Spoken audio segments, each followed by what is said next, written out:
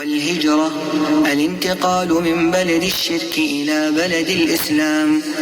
والهجرة فريضة على هذه الأمة من بلد الشرك إلى بلد الإسلام، وهي باقية إلى أن تقوم الساعة. والدليل قوله تعالى: إن الذين توفاهم الملائكة ظالمي أنفسهم قالوا فيم كنتم؟ قالوا كنا مستضعفين في الأرض. قالوا ألم تكن أرض الله واسعة فتهاجروا فيها فأولئك مأواهم جهنم وساءت مصيرا. إلا المستضعفين من الرجال والنساء والولدان لا يستطيعون حيلة ولا يهتدون سبيلا، فأولئك عسى الله أن يعفو عنهم، وكان الله عفوا غفورا.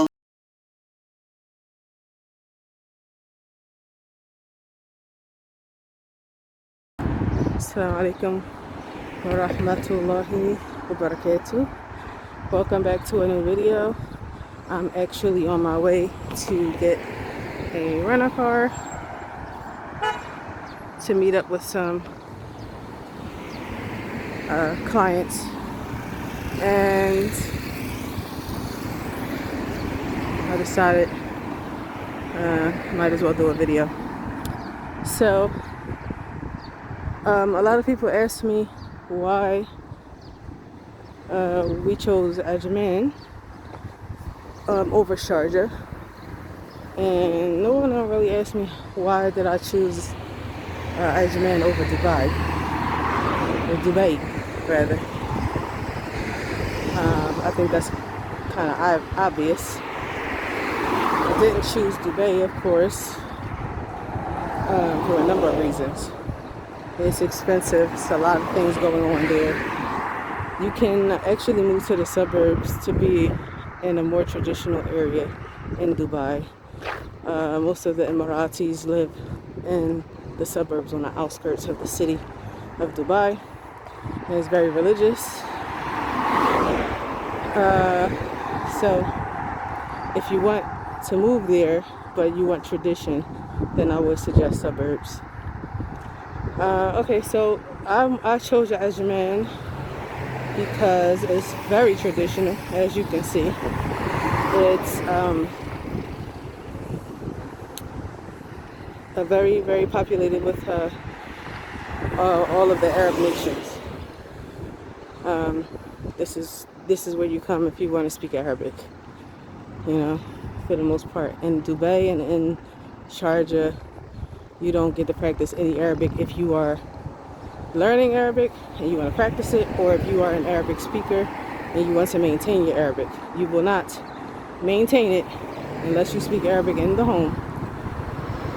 You will not maintain it in Dubai or in Sharjah.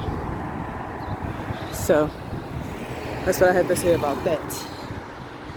So I came here so my children wouldn't, be used to some tradition and not see a lot of Westerners. They choose to move to Dubai later in their lives, then fine. But I at least needed them to come and experience similar to what they had when we were in Saudiya. So in a nutshell, yep, that's why I came to Ajman. Many women are covered here. Majority actually. They're covered. They cover properly. The people have manners. I live in an Emirati area. Now you have some people who don't like Ajman because downtown Ajman there's some riffraff and there's some activity that is unbecoming. But I mean, what place doesn't have a level of corruption? I mean, all of us know any country you go to, there's a level of corruption. So some neighborhoods in Ajman have that reputation. But I don't live in those areas, nor did I come here for that. So I live in an area where the Quran schools are, and the women cover, and the men also are covered. And it's traditional. So that's why I came to Ajman.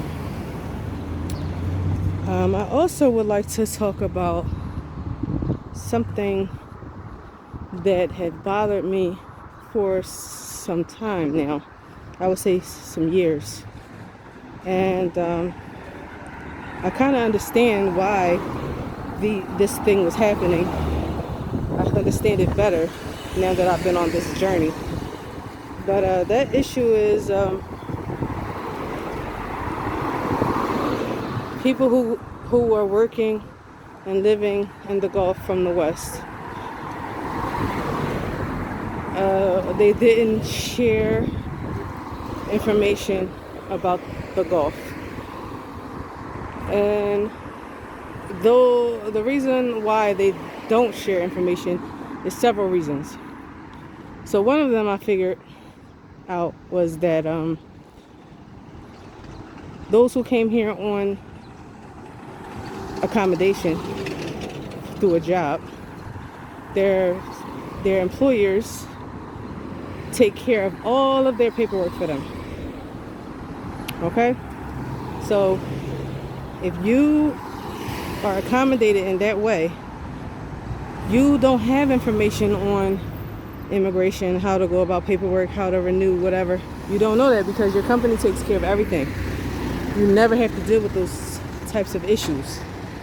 So when they're asked about coming here and how do you get here, if they are employees, they don't know other than you getting a job. Okay? So if you get a job, you're going to be in the same position that they're in. You won't know the paperwork. And in my opinion, living in accommodation and being coddled by a company in another country is a level of handicap.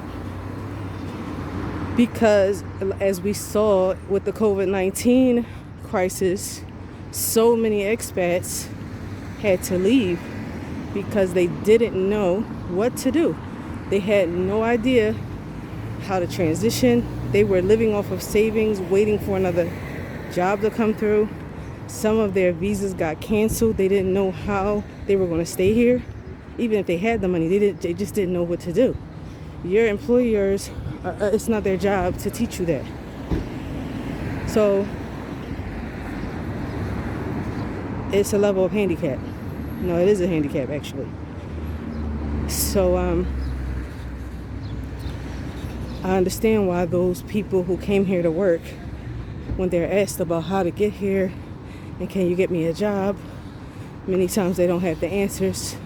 But instead of saying, well, I don't know, they'll just make a lot of excuses. And they say things like, they just make excuses. And it feels like, and it sounds like they're pushing you away. I don't know if it's pride or what, or just not wanting to say I don't know. But that's some frustrations that we have experienced over the years. So partly why I wanted to change that and give people as much information as possible and hope that they can come to this region, because talking to others, it makes it seem like it's impossible, it's exclusive, to them, to those who got through the golden gates. And it's very frustrating and saddening and unfortunate. And then you have those who are the gate holders, right? They purposely turn you away. They tell you they tell you the most expensive costs, so that you won't even think about coming here. Okay? Alhamdulillah for being a thinker. When I see individuals from countries that the West considers third world here and living, driving cars, I know that that's impossible, that the whole country is just expensive and you can't live here. No, I don't think so. I remember being sent. Oh, that then. Astaghfirullah. Okay, so we're back. So unfortunately you have gatekeepers who they don't like anyone to have what they have, and they want to cut others out, sadly. The proof is that the actions that they do. I'm not assuming, I'm not slandering anyone or having ill thoughts of anyone. The proof is in the pudding. It has been done over and over again. You have Westerners who have promised their friends that once they finish their degrees, they would help them get employment because they themselves were working here in the Gulf region, in Saudi Arabia or in UAE. Once those friends completed their degrees, no help. They got no help, and as a matter of fact, they got turned away. They got discouraged, and they were told a lot of lies about these countries. They were told horror stories about some things that happen here that are very rare, actually, or small in amount, small in occurrences. The UAE is very strict when it comes to laws and enforcing laws. Human beings are going to find a way to do crime. They're going to find a way to do filth. There's not a country on the face of the earth that doesn't have a level of filth. But I want us to have the same amount of disdain and criticism for our countries that is filled with corruption that we do for Muslim countries that have minimal amounts of corruption. That's what I would like. I don't like that personal vendettas and biases that some Westerners have when they're here in these countries. They convey those things to other people as if this is law. Their experience is law. It's not fair. It's bad. I will call it evil, as a matter of fact. It's not good to turn a person away like that when there's a lot of good in these countries. If you can't find it, if you can't see it, then that's a personal issue. It's a personal issue. So you got the gatekeepers. You have those who don't know, that won't say they don't know, and they'll just tell you a lot of information that is not true. And then you just have the haters. So the haters and the gatekeepers are similar. Like I explained, the gatekeepers, they keep the good for themselves, and it's exclusive, and they don't want you to have it. Due to their actions, when it's time for them to help you, they what we say in Philadelphia, they flip the script. They change on you. And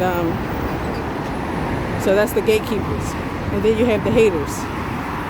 The haters that live here, they're here for the money, and all they do is down talk this region. They hate the Arab. They don't integrate. They hate the Muslims from other ethnic backgrounds, and they will poison you when you come over here if they get their hands on you first. And I'll tell you an example. I'll give you an example and a story. There's a sister that I know.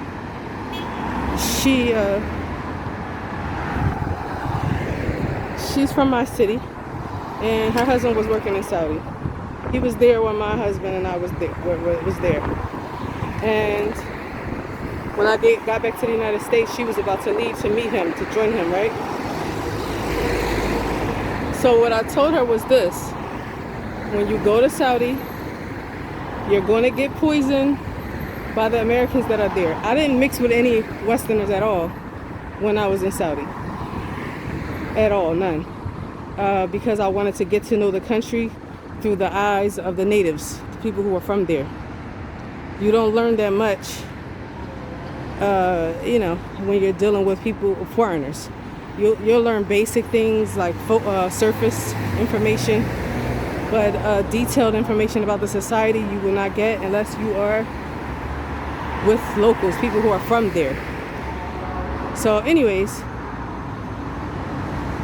I told the sister, sadly, when you go to Saudi and you go with the Americans, they're going to poison you. And I'm telling all of you this. Inshallah, it's a warning for those who have this characteristic. And it's a warning for those, and a heads up for those who, I never saw this bus. This is new. Okay. Warning for those who will come and they will know that they're going to get poisoned by Westerners. I'm sorry, I just have to expose it. I was told I should leave it alone, but I have to speak on it because it's the elephant in the room that people just accept and no one says anything about it. So I have to say something about it. The sister got to Saudi. I'm sorry, I'm moving too fast. So I told her, I said, listen, go to Saudi Arabia, learn the Saudis for yourself. Do not go off of the testimonies and the speech of the people, because they're going to poison you and make you hate the people and you didn't even get a chance to know them yet. And she said when she got there, she actually liked the Saudis. She was like, they were so nice. I appreciate you telling me that, because that's exactly what happened. When I got there, they tried to warn me and tell me, oh no, the Saudis are this, the Saudis are that. And majority of those individuals don't deal with the Saudis at all. And when I tell you, the most generous, the most kind people to me ever, whenever I go overseas, have been the Yemenis, the Saudis, and the Emiratis. They're very well mannered.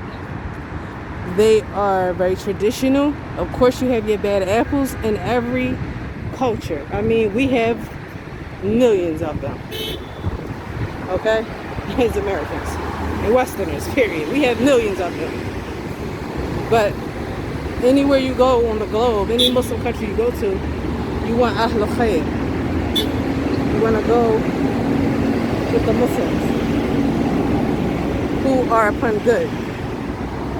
And that's what you're supposed to find when you go to Muslim countries. Stick with Ahl Khair. You're not here to deal with the entire society. You don't deal with the entire society in your own country. So the same applies here, or whatever country you go to. Find good people and you stick with them.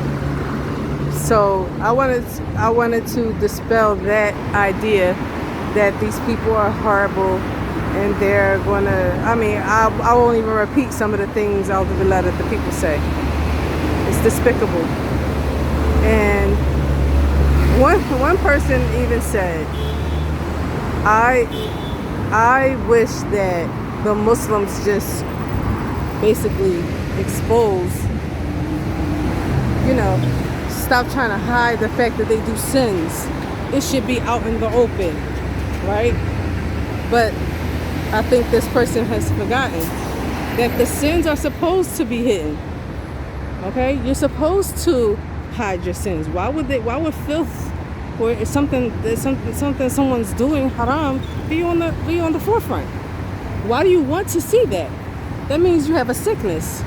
You prefer to actually have conjecture and speculate about what goes on in the dark, under the ground, and you want to see it in front of your face because you know what goes on. And in reality, you don't know what exactly goes on. I think that's a sickness. That's an illness that comes out once we come here. Many people, when they come here, illnesses are uncovered that are buried when you're in the United States. And I would say some of the benefits of coming to a Muslim country is that you get a chance to see people who are practicing more than you in a way that you haven't seen before. And sadly, people who have a sickness coming from the West, where you are in countries, or we are in countries that corruption is the norm, and our prayer 5 times a day, and the women covering, and us staying away from alcohol and pork, and going to the clubs and the pubs for the UK listeners. These our actions are magnified, but in reality, it's just bare minimum. This is what you're supposed to do as a Muslim. It's nothing magnificent. It's just magnificent because of where we come from. And I believe that once we come to these countries and you're no longer the star, you're no longer being praised and awed at by the non-Muslims for praying 5 times a day and covering when you can uncover, and staying away from pubs and clubs because, you have a choice to go to them. The illnesses that you in reality have gets uncovered, and jealousy and envy comes out for the Muslims who are doing more than the bare minimum that we have been reduced to in the West, and thinking that we are upon something great. So the illnesses comes out, the jealousy comes out, it comes out of your heart, and it comes out of your tongue. Many things get uncovered, and it doesn't matter how many countries I've gone to. Every single country that I've gone to, the Westerners have done this. That's why I stayed away from them when I was in Saudi Arabia, because I didn't want to go through it. I didn't want to hear it, because I have extreme love for these people. I do, for the Arab. Like Sheikh Al-Albani, rahimahullah, said, verily the akhlaq is learned from the Arab. That's the reality. They will never praise themselves, because that's not a characteristic of Iman. It's not a characteristic of a Muslim to praise yourself. They're not going to say that they have fadl. They will never say that. But it's books written on it. The fadl of the Arab, their mannerisms. It doesn't negate the fact that there are people who have racism with them. That's not what we're talking about. I mean, every group has racism with them. But everyone has to ask themselves, why is it magnified when it comes to the Arab? It comes from biases that we've been taught from the West. And the proof of this is,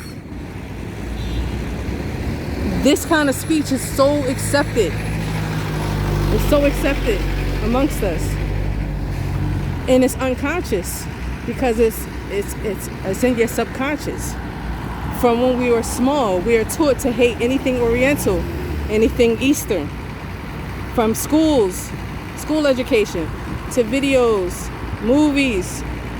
The East has always been depicted as being backward, lesser, extreme. To the end of that. You name it. I'm sure you can recall. I was talking to a sister who was from France. She said, yes, she was taught this. It's the same thing.